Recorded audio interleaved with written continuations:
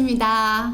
두 번째 그 유튜브 촬영의 주인공은 양정윤 우리 네덜란드 고등교육원의 원장님이시죠. 오늘 너무나도 멋지게 옷을 입고 오셨는데 선생님 이거 뭐 어디 네덜란드 분위기입니까? 좋습니다. 가슴 뜁니다. 양 원장님께서는 저희 한국과 네덜란드의 리빙랩 활동을 엮어주는 가교 역할을 하고 계십니다. 작년에 리빙랩 원정대라고 해야 되나요? 원정대를 꾸려져 가지고 갔을 때도 역할을 해주셨고, 이후에 또 리빙랩 그 대학들이 네덜란드를 방문할 때도 큰 역할을 해주셨고요. 그 양 원장님, 왜 우리 네덜란드하고 우리 한국이 리빙랩으로 묶여야 된다고 생각하셨는지 그거 좀 말씀해 주셔요.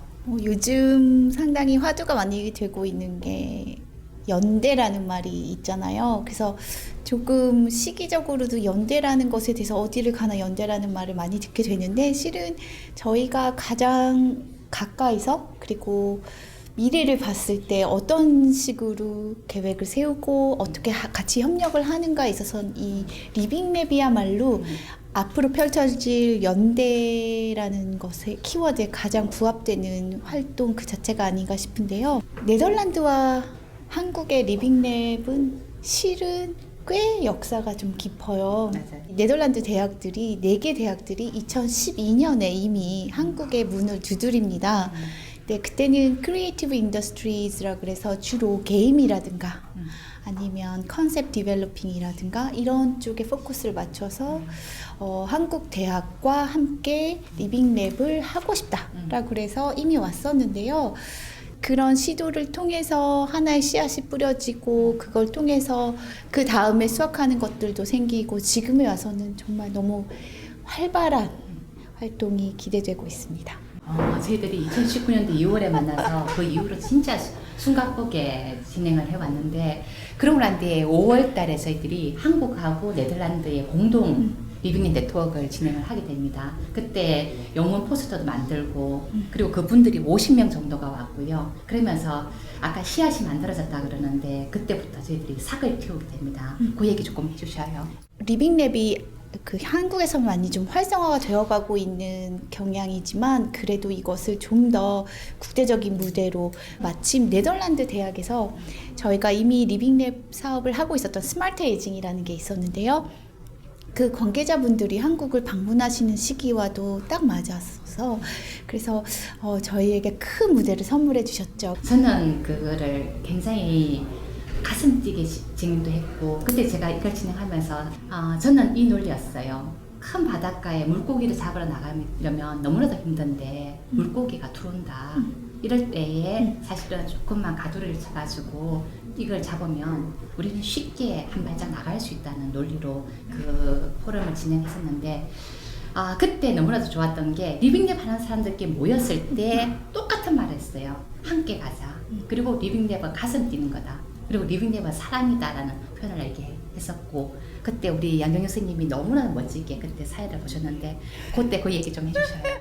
막상 그 리빙랩이라는 건 현장에서 뛰는 일이 많게 되잖아요. 그런데 전국에 계신 분들, 아직 뵌 적이 없었던 분들이 같이 다들 네덜란드에서 그때 당시 한 학생들도 한 30명 정도에다가 모두 합해서 한 45명 정도가 참석을 했었는데, 본 적이 없는 사람들이 서로 만났을 때 아까 말씀하셨듯이 눈빛만 봐도 서로가 통하는, 그러니까 저는 리빙랩은 연애라고 생각을 해요.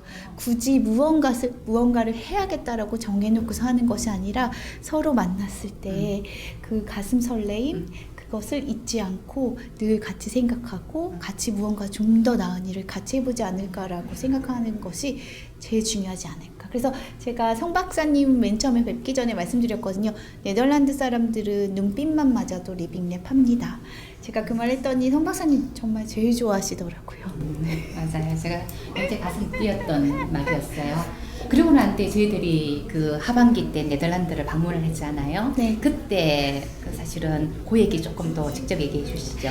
예, 그래서 리빙랩을 어찌 보면 임플리먼팅이나 아니면 파실리테이팅을 하기 위해서는 저희가 그 이해 당사자들끼리 서로 많은 것을 보여주고 의견을 나누고 그런 과정이 되게 중요한 것 같아요. 그래서 저는 늘 가운데 있는 글쎄요 뭐랄까요 복덕방으로 생각해 주세요라든가 정부 관계자들뿐만이 아니라 뭐 예를 들면 직접 리빙랩을 운영하시는 분들, 그 다음에 대학의 일선에서 리빙랩을 상당히 중요한 요소로 생각하시고 있는 분들, 그 다음에 특히 뭐 스마트 에이징이라든가 아니면 그런 뭐 호스피탈리티라든가 이런 세계를 직접 보기 위해서는 저널리스트들도 되게 중요하신 것 같아요, 역할이.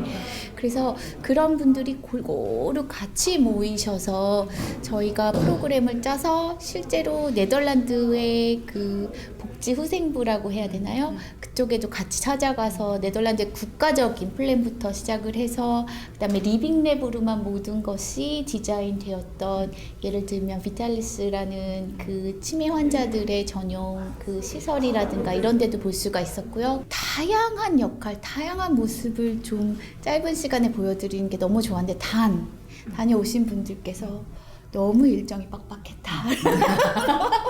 네, 저는 외국에 갔을 때에 두려움이 많았어요. 영어도 잘 못하고, 그리고 사람들을 만났을 때 이걸 어떻게 조직하고 이끌어야 될 건가라고 생각했는데, 사실은 이 양 원장님께서 너무나도 잘 해주셨고, 그리고 내용도 채워주셔가지고 제가 자신감을 얻었어요. 다음에 또 이런 팀이 꾸려진다면 또 그 다음에 내가 갈 용의가 있다라는 생각 들었고, 저는 아까 했던 리빙랩으로 그 치매의 어르신들을 돌봐주는 병원을 갔다 오고 난 뒤에 함께 갔던 공무원이 저한테 말씀을 해주셨어요. 그때 저희들이 버스로 운행을 돌아다녔잖아요. 그때 그걸 보고 난 뒤에 버스 안에서 저 손을 꼭 잡으면서 했던 말이 있습니다.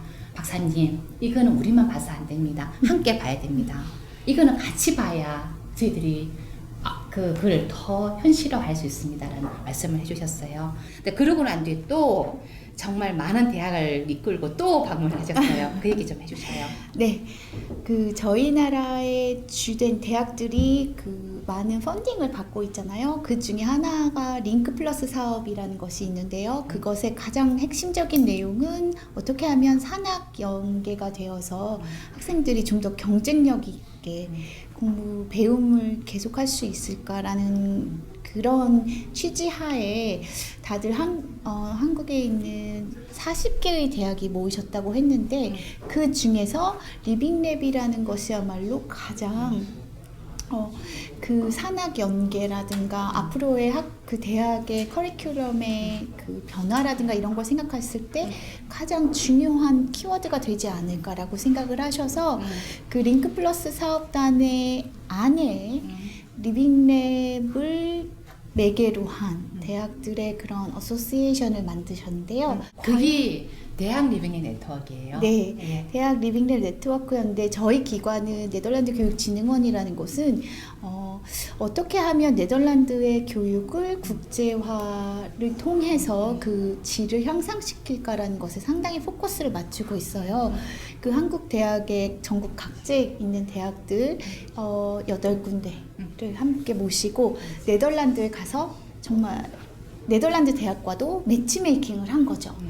ICT랑 IT 분야가 있고요. 그 농업을 통한 것들도 있었고, 호스피탈리티도 있었고요. 그다음 헬스케어, 그다음에 소셜 이노베이션이라는 것도 되게 중요한 개념이잖아요. 사회 혁신이라는 것도 있었고요.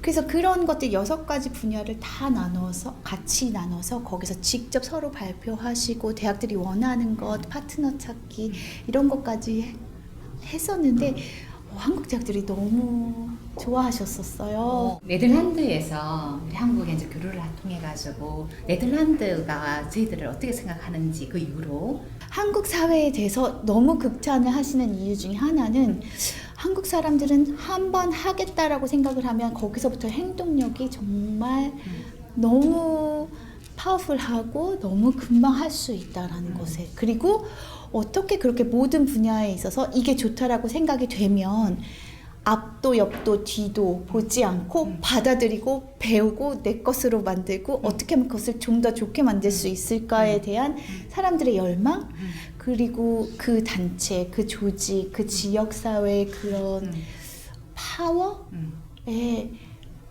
많은 경의를 표하고 있습니다.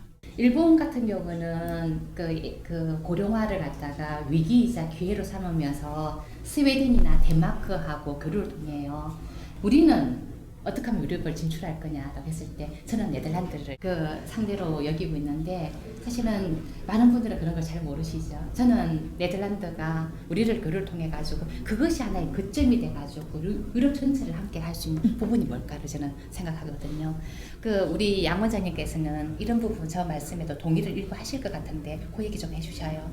네. 제가 생각해도 리빙랩이라는 것은 계속 활성화가 되기 위해서는 계속 뻗어나가는 게 중요하다고 생각을 하는데 그 리더 역할을 하는 것도 중요하다고 생각을 하거든요. 그래서 그 트랜스내셔널 랩이라든가 이런 개념으로 네덜란드 안에서, 그러니까 네덜란드가 갖고 있는 네트워크, 그 다음에 한국이 갖고 있는 네트워크가 서로가 같이 된다면 단순히 양국 간의 문제뿐만이 아니라 좀 더 넓게 봐서 그 유럽과 그 다음에 아시아를 잇는, 사실은 저는 코로나를 경험하면서 방금 이 부분을 깨는 굉장히 중요한 저거였다. 저는 우리 한국이 중심이 될 수 있고 그리고 엘리트만이 그리고 전문가만이 이 문제를 풀 거라고 하는 것이 아니라 일반 시민이 이 문제를 굉장히 주체로 들어오는 걸 우리는 몸소 체험을 하고 있잖아요.